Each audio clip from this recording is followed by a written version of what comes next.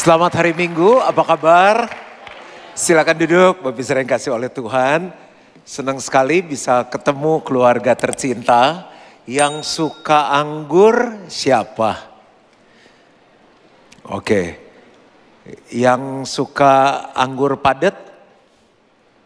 Anggur cair?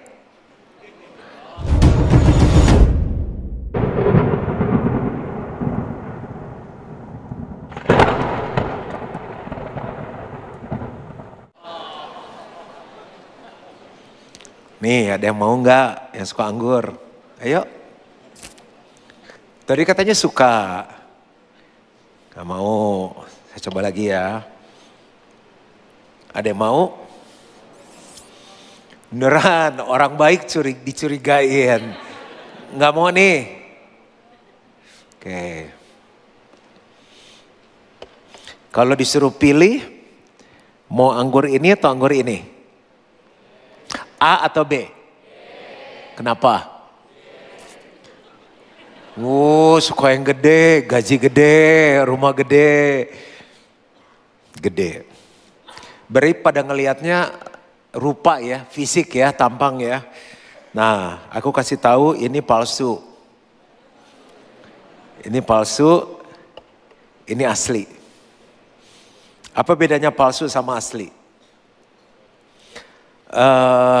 Yang palsu ini laku nggak? Lebih laku mana sama yang asli? Tersinggung loh yang jualan ini perhiasan rumah, ini laku lagi. Bagi orang yang malas ganti bunga asli, ganti dekor, mereka pakainya palsu. Dan kalau di wedding yang palsu juga lebih murah. Karena yang asli kan hidup wanginya kecium. Nah kita nggak tahu ini palsu. Sampai kita deketin, dipegang, ya palsu. Anak-anak kecil nggak tahu. Tapi orang gede bisa langsung tahu, oh ini palsu. Berapa banyak dalam hubungan kita ketemu orang, bisnis. Baik banget orangnya. Ketemu orang kita mau deketin jadi calon suami, calon istri. Ke teman-teman gereja. Jadi banyak orang yang kelihatannya anggur, kelihatannya bagus, tapi setelah dideketin ternyata palsu.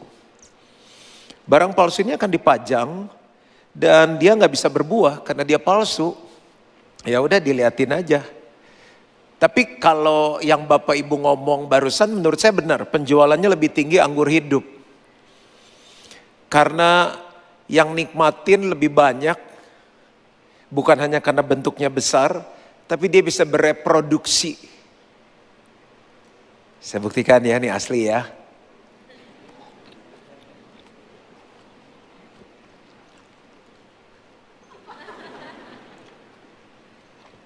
Enak banget. Dan orang bahkan gak hanya tertarik makan satu, setelah enak, dia beli lagi, kasih mertua, kasih orang tua, ketagihan gak bisa berhenti.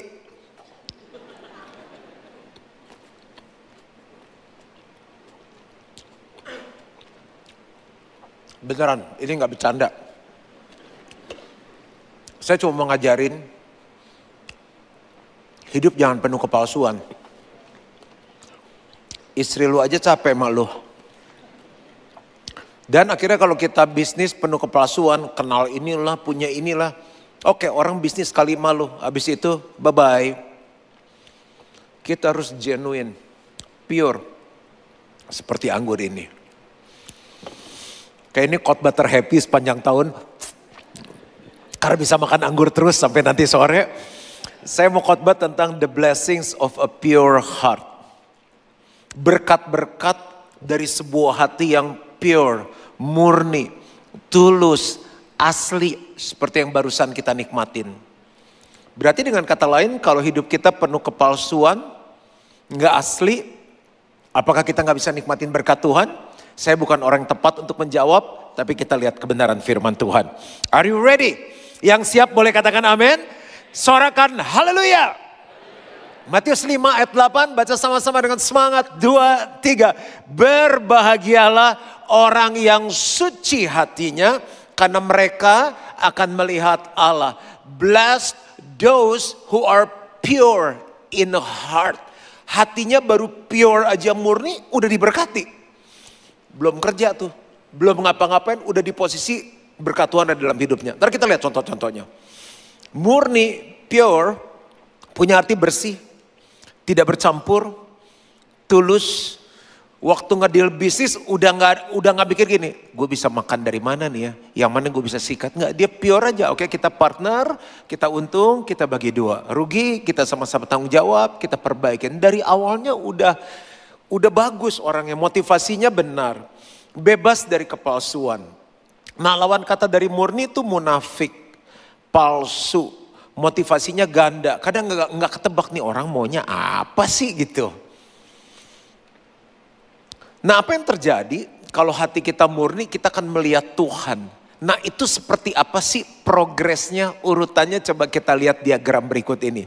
Jadi kalau hati kita murni, yang terjadi adalah mata rohani kita terbuka. Kita punya dua mata, mata jasmani dan mata rohani.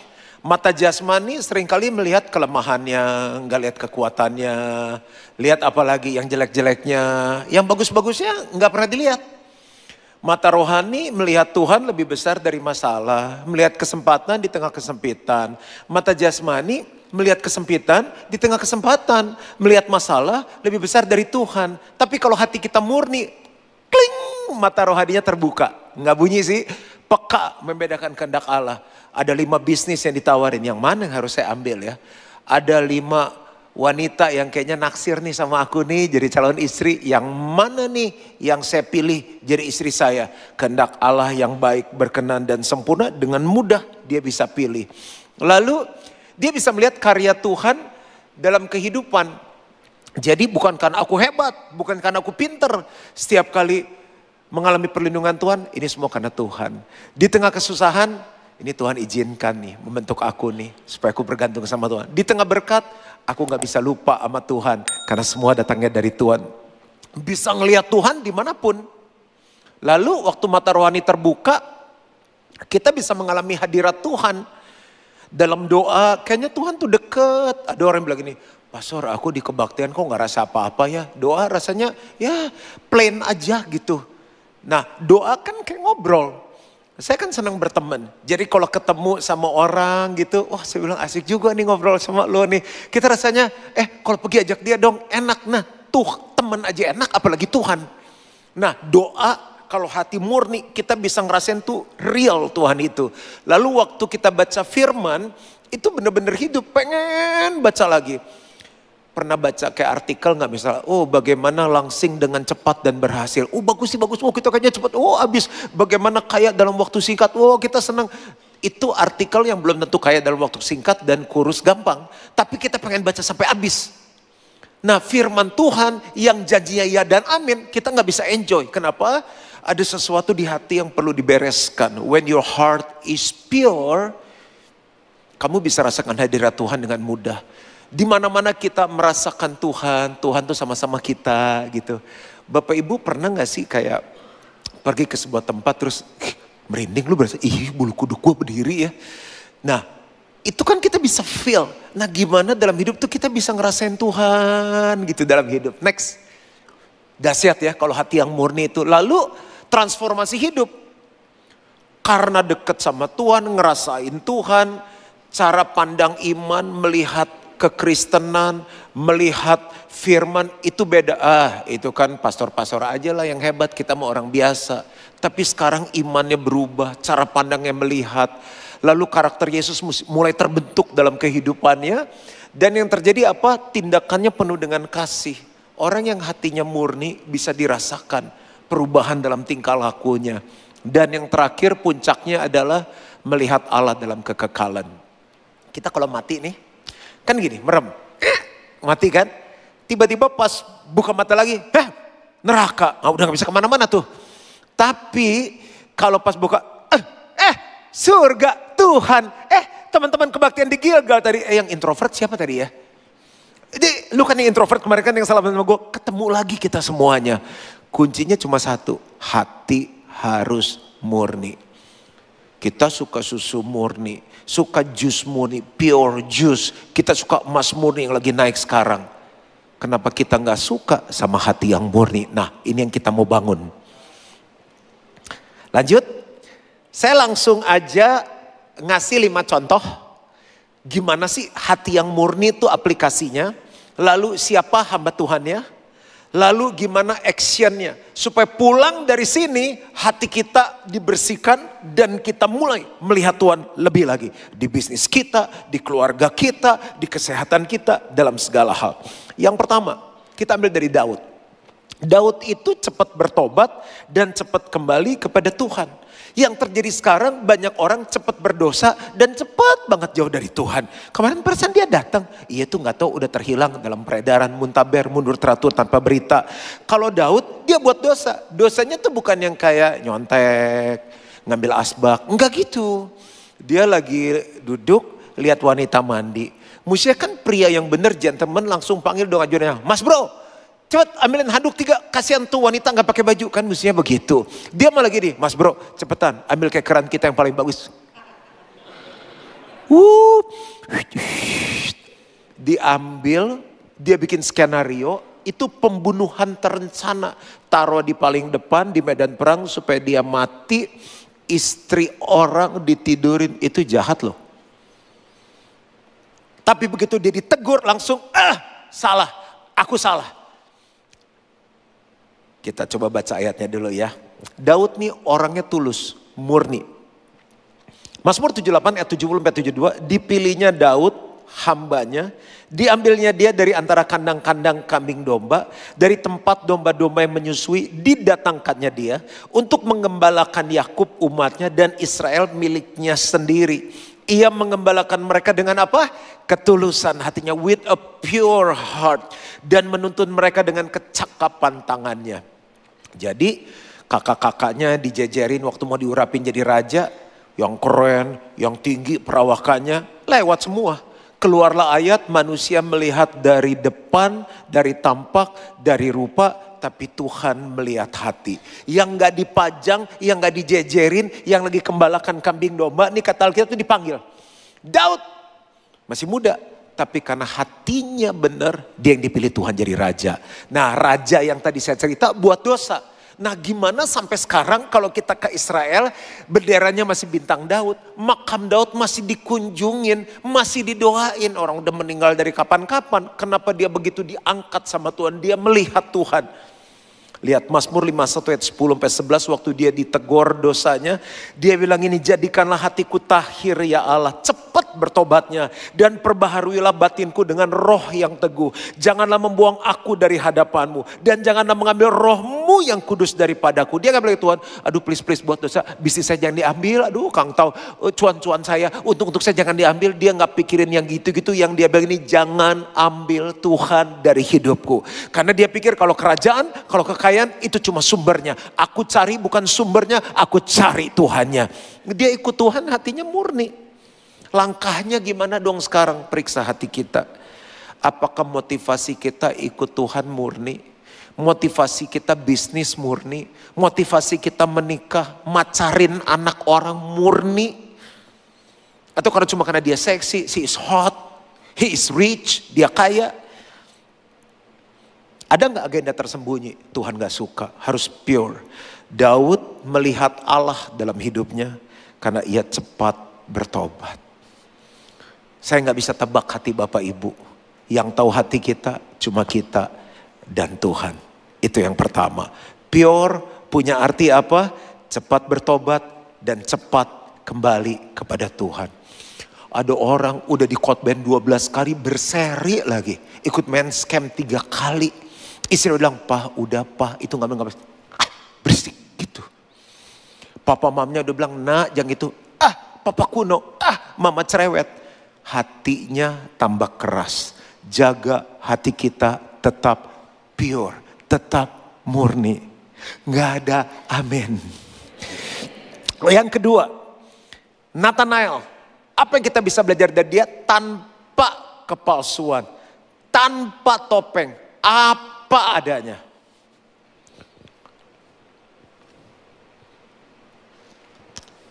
Ini siapa ayo? Aku tanya. Ini siapa? masih ketebakan dari suaranya ya. Walaupun muka ketutup sedikit. Itu ada orang yang setengah palsu, setengah asli. Nah, yang ini dong. Ayo, aku siapa? Siapa ya? Tada! Aku Juan Mogi. Nggak pakai topeng aja capek, apalagi pakai topeng dalam hidup. Kenapa sih kalau nggak kaya harus ngaku kaya? Kalau nggak pinter harus ngaku pinter? Diem aja, lu diem orang sangka lu pinter. Mungkin Bapak mau nyampain sesuatu, nggak apa-apa biar yang lain dulu. Kan kelas, padahal kita nggak tahu. Kalau memang nggak sanggup bilang, kali ini saya nggak ikut. Ikut dong lu bro, gimana sih biasa bareng-bareng nggak. Untuk liburan ini budget saya belum ke situ. Gitu aja udah. Entar kita dihina orang, diinjak. Lu nggak apa-apa, diturunin orang. Tuhan angkat hidup lu. Daripada kita pakai topeng, oke, ceritanya ngomongnya gede lah segala macam. Pas harinya nggak ada. Kita dukung Pak, siap, gas. Begitu harinya kagak muncul. Topeng. Ke suami pakai topeng, ke istri pakai topeng, ke teman gereja pakai topeng. Punya topeng banyak. Kalau di kelas A topengnya ini, kalau kelas B topengnya ini. Capek, udah apa adanya. Makanya waktu saya umur 50 tahun, saya tulis buku Be Fun, Be Real, Be You. Yang belum baca buku ini harus baca, bukan promosi, kewajiban aja. Ini saya tulis, Juan Mogi nggak punya apa-apa, nggak bisa apa-apa, nggak ada yang kenal saya. Saya cuma punya satu, hati yang murni, hati yang mengasihi Tuhan. Bagaimana selama 50 tahun saya ngelihat Tuhan dalam kehidupan saya. Nah, bagi yang belum punya saya mau kasih nih, boleh ambil. Boleh? Iya Bu, aku nggak bisa lompat, Ibu maju. Nah Bu, baca ya, biar jadi bekal. Iya sama-sama, nggak apa-apa. Nah Bapak Ibu yang belum punya saya usul, di bawah ada di lantai 4. Cuma ada sedikit stoknya, Bapak Ibu beli, baca, belajar lebih dalam lagi, jadi real gimana dalam hidup. Kita baca ayatnya. Yohanes 1 ayat 47-51, kata Filipus kepadanya, mari dan lihatlah. Yesus melihat Natanael datang kepadanya, lalu berkata tentang dia, lihat inilah seorang Israel sejati, tidak ada kepalsuan di dalamnya. Kita boleh ketipu, manusia gak bisa nebak, Tuhan gak bisa ditipu. Dia langsung tahu, he's real. Ini pure artinya. Kata Natanael kepadanya, bagaimana engkau mengenal aku? Jawab Yesus kepadanya, sebelum Filipus memanggil engkau, aku telah melihat engkau di bawah pohon ara. Kata Natanael kepadanya, Rabi, engkau anak Allah, engkau raja orang Israel. Yesus menjawab, katanya, karena aku berkata kepadamu, aku melihat engkau di bawah pohon ara, maka engkau percaya. Engkau akan melihat hal-hal yang lebih besar daripada itu. Ayat 51, baca sama-sama, 2, 3. Lalu kata Yesus kepadanya, aku berkata kepadamu, sesungguhnya engkau akan melihat langit terbuka dan malaikat-malaikat Allah turun naik kepada anak manusia. Kalau orang gak punya kepalsuan, dia lihat langit, dia lihat surga terbuka. Kalau terbuka itu berkat pada turun. Malaikat naik turun. Kita paling jauh lihat malaikat di pesta kawinan. Itu dekor. Kita akan lihat malaikat dikirim Tuhan untuk menolong, memberkati saudara dan saya. Orang yang pure, dia pasti lihat Tuhan. Yang kedua kita belajar pure in heart itu nggak ada kepalsuan. Apa adanya aja. Langkahnya gimana? Latih kejujuran. Quote nih, John Mogi. Lebih baik jujur dengan kelemahan di hadapan Tuhan daripada berpura-pura kuat. Kan endingnya juga ketahuan. Enggak asli, enggak. Aku enggak dioperasi, emang aku dari aslinya tuh udah kenceng mukanya. Ya bilang aja kalau dibotox. Kenapa sih? Ditarik. Ya kan, satu saat kalau kantong mata saya turun juga mungkin saya perlu rapiin. Ih pastor gini ya, ini. Enggak. Bilang aja, ya ditarik. Lu mau gua kenalin dokternya. Gitu. Natanael bisa melihat Tuhan karena ia jujur. Yang ketiga, pure in heart itu menjaga integritas. Contohnya Yusuf. Kejadian 39 ayat 7-10. Ini waktu Yusuf mengalami ini, umurnya 18-28 tahun. Anggap aja ya, umur 26 deh. Itu kan lagi seger-segernya. Aku kan pernah umur 26. Selang beberapa waktu istri tuannya memandang Yusuf dengan berahi. And all the men, semua pria tahu hal ini. Lalu berkatanya, marilah tidur dengan aku. Pria-pria, lihat saya semuanya. Boleh katakan yes? Lihat mata saya begini. Kalau ada cewek memandang kita dengan berahi dan ngajak kita tidur dan bukan istri kita, bapak-bapak, pria-pria jawab apa? Orang tanya jawab apa, lari. Gimana bahasa Indonesia aku tuh udah bagus banget loh. Ada cewek memandang kita dengan berahi. Kita nggak ngejar loh. Kita nggak minta loh. Dia yang minta. Marilah tidur dengan aku. Apa jawaban kita bapak-bapak? Apa? Pusing. Wah pusing. Jangan pusing mas. Kok apa jawaban kita pusing? Coba satu jawaban lagi yang lebih pria jawabannya. Tongking. Hei, aku tolak dalam nama Yesus, setan. Bagus, saya suka banget nih saya kebaktian ini. Langsung kita tengking. Tetapi saya belum sampai bagian dia buka baju ya, udah ditengking ya. Ini masih pakai baju. Kan ada ayatnya beneran, saya nggak ngarang.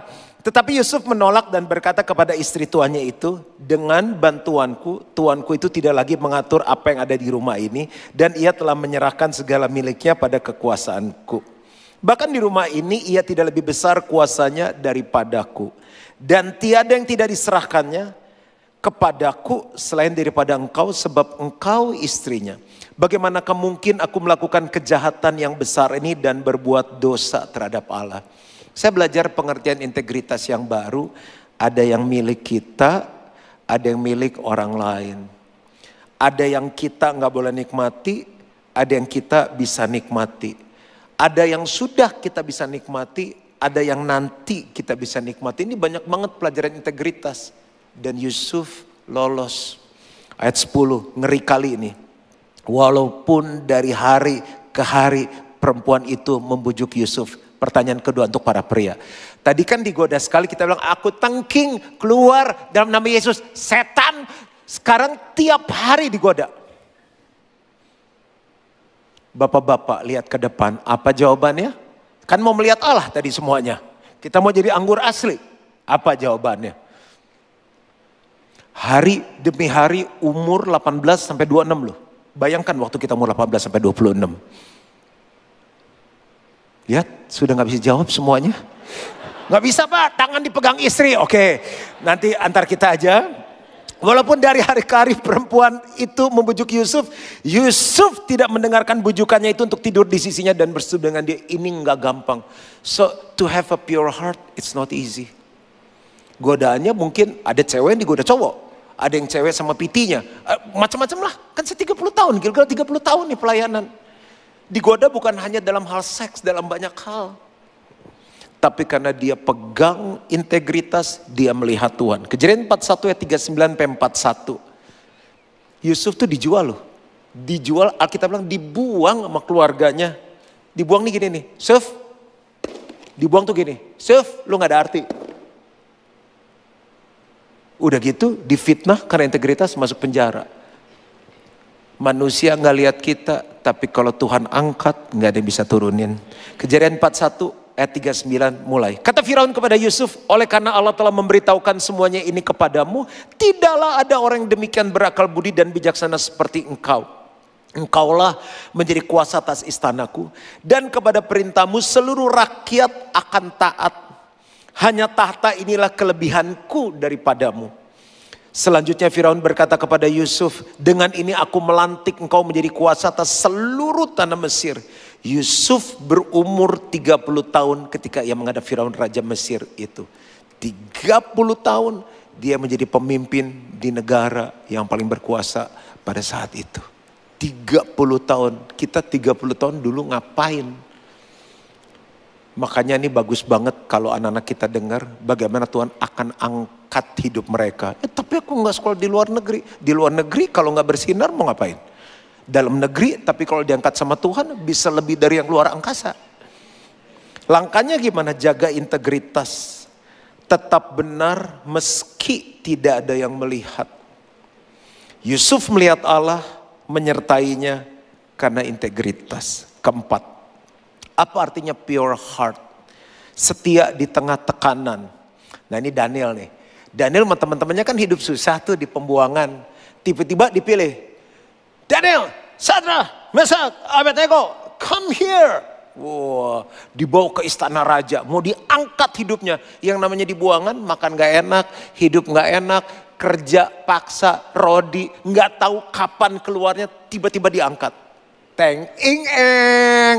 Semua makanan-makanan, minuman yang harusnya dia gak boleh makan. Dia dipaksa untuk nyembah berhala. Tapi Daniel 1 ayat 8 dia bilang, Daniel berketetapan untuk tidak menajiskan dirinya dengan santapan raja. Dia jaga hatinya pure. Dan dengan anggur yang biasa diminum raja, dimintanyalah kepada pemimpin pegawai istana itu supaya ia tidak usah menajiskan dirinya. Lawan kata dari pure, najis. Difitnah, dia bilang enggak. Mau hukumannya mati, aku tetap menyembah Tuhan. Kalau tadi pure in heart itu bertahan di tengah godaan, ini bertahan di tengah tekanan. Kita kalau ditekan terus kan juga, aduh capek juga nih ditekan terus. Ada saatnya kita, yap, dia tetap setia walau di tengah tekanan. Ya udah, raja bilang kalau kamu mau hukumannya gue singa. Lihat bagaimana Daniel melihat Tuhan. Singa aja gak nafsu lihat dia. Daniel 6 ayat 25 sampai 26. Malah teman-teman yang fitnah dia, yang jahatin dia, dibuktikan, dibela kebenarannya sama Tuhan. Mereka dimasukkan ke kandang singa, orangnya, istrinya, anaknya. Katanya belum sampai dasar udah dicaplok sama singa. Ternyata singa nafsu sama orang-orang yang hatinya gak pure. Kemudian Raja Darius mengirim surat kepada orang-orang dari segala bangsa, suku bangsa, dan bahasa yang mendiami seluruh bumi. Kalau Tuhan udah angkat kita, jangan main-main. Bertambah-tambahlah kiranya kesejahteraanmu. Bersama ini kuberikan perintah bahwa di seluruh kerajaan yang kukuasai, orang harus takut dan gentar kepada Allahnya Daniel. Sebab dialah Allah yang hidup, yang kekal untuk selama-lamanya. Pemerintahannya tidak akan binasa dan kekuasaannya tidak akan berakhir. Daniel melihat apa? Daniel melihat pembelaan Tuhan atas hidupnya. Lalu dia melihat Tuhan mengangkat hidupnya. Ayat terakhir, dan Daniel mempunyai kedudukan tinggi. Bilang sama-sama tinggi. Itu siapa? Tuhan yang angkat. Pada zaman pemerintahan Darius dan pada zaman pemerintahan Kores orang Persia itu. Satu pemerintahan dia naik. Ganti pemerintahan dia naik. Ganti pemerintahan dia naik. Kuncinya cuma apa? Punya hati yang pure, yang murni. Action plan. Tolak kompromi. Jangan biarkan dunia menekan kita untuk menjual kekudusan dan kebenaran. Daniel melihat Allah menyertainya karena kesetiaannya dalam kebenaran. Dalam hidup mesti belajar lurus di tengah dunia yang bengkok. Dan yang terakhir, pure in heart artinya tulus. Saya tulus di sini, tulus dalam pelayanannya. Kita mungkin pikir, kita bukan pendeta, untung saya belum melayani. Kita masakin anak, ngajarin anak yang suka susah diajar. Papi kuno, mama cerewet. Tunduk sama suami, mengasihi istri, menghormati mertua yang kadang suka kepo. Bagaimana kita kerja, mensejahterakan karyawan, itu semua pelayanan. Harus dilakukan dengan tulus. 2 Korintus 1 ayat 12. Paulus gak megahkan yang lain, tapi hatinya yang tulus dan murni. Inilah yang kami megahkan, yaitu bahwa suara hati kami memberi kesaksian kepada kami, bahwa hidup kami di dunia ini, khususnya dalam hubungan kami dengan kamu, dikuasai oleh apa? Ketulusan dan kemurnian dari Allah. Bukan oleh hikmat duniawi, tetapi oleh kekuatan kasih karunia Tuhan. Terus Paulus ngelihat Tuhannya gimana? Dia masih pebisnis kan? Dia tuh bikin real estate, nggak pelayanan full time, nggak pendeta. Tapi gereja-gereja dibangun di Korintus, Tesalonika, Galatia, Filipi, Efesus, Kolose. Dia melihat Tuhan. Bahkan cara Saul datang ke Tuhan, Paulus datang ke Tuhan, Tuhan perlihatkan dirinya ada cahaya yang terang, dia dibutakan dan dia melihat lagi. Saya tutup dengan ayat ini. 2 Korintus 12 ayat 1-2. Aku harus bermegah Sekalipun memang hal itu tidak ada faedahnya. Karena dia dibilangin rasul palsu, orang gak bisa apa-apa. Terpaksa dia harus ngomong ini. Namun demikian aku hendak memberitakan penglihatan-penglihatan dan pernyataan-pernyataan yang kuterima dari Tuhan. Ini orang yang paling sering dapat pesan Tuhan dan dapat penglihatan. Kan orang yang suci hatinya kan melihat Tuhan. Kita kapan terakhir lihat penglihatan dari Tuhan? Oh terakhir tuh pastor waktu puasa 2 minggu tuh. Aku lihat ketoprak lewat, ayam bakar. Ini penglihatan beneran, vision. Aku tahu tentang seseorang Kristen. Maksudnya dia mau ngomong dirinya saking orangnya tuh baik gak pengen nyomongin. Dia bilang ada seseorang, pelan itu dia. 14 tahun yang lampau entah di dalam tubuh aku tidak tahu. Entah di luar tubuh aku tidak tahu. Allah yang mengetahuinya. Orang itu tiba-tiba diangkat ke tingkat yang ketiga dari surga. Blessed those who are pure in heart. Berbahagialah mereka yang murni hatinya karena mereka akan melihat Allah. Saking murni si Paulus. Tuhan begini, Paulus sini lihat dulu rumah contoh. Naik ke surga yang ketiga. Keren ya. Apa sih aplikasinya dalam hidup kita? Masalah pasti ada. Tekanan pasti ada. Krisis pasti ada. Yang anehnya orang yang hatinya murni ada surga di hatinya. Lu kok ngadepin masalah bisa tenang sih? Lu ditipu gitu kok bisa tenang? Enggak, surga ada di hatiku. Karena yang bela bukan aku, Tuhan yang bela. Saya mau cuma tutup dengan satu hal. Tahun ini saya 52 tahun. Kita baru selesai apostolic meeting. Setiap tahun kita meeting, berkala kita ketemu mikirin. Gilgal nih ke depannya gimana? Siapa nanti yang nerusin Johan Mogi? A lot of things yang kita bahas. Tapi setiap kali itu dibahas. Saya hitung waktunya. Johan Mogi tinggal berapa tahun. Bukan berapa tahun hidup ya. Berapa tahun mimpin. Loh gereja yang maju. Leaders yang sukses harus punya suksesor yang lebih bagus. Saya bilang. Saya ingat dulu 38 tahun yang lalu saya diangkat Tuhan. Gak punya apa-apa. Gak bisa apa-apa, gak kenal siapa-siapa. Aku cuma punya satu hal. Jaga hatiku tetap murni. Dan saya lihat Tuhan. Saya lihat Tuhan. Kita udah tetapin tanggal. Tahun depan. Kapan kita akan peresmian Gilgal Center 2. Tinggal tunggu jawaban dari kontraktor. Saya ngelihat Tuhan dalam segala hal. Di kesehatanku. Di kehidupanku. Di keluargaku. Di pelayananku, aku lihat Tuhan. Dan Tuhan yang saya lihat, Tuhan yang sama yang kita sembah. Miliki hati yang murni. Tuhan memberkati.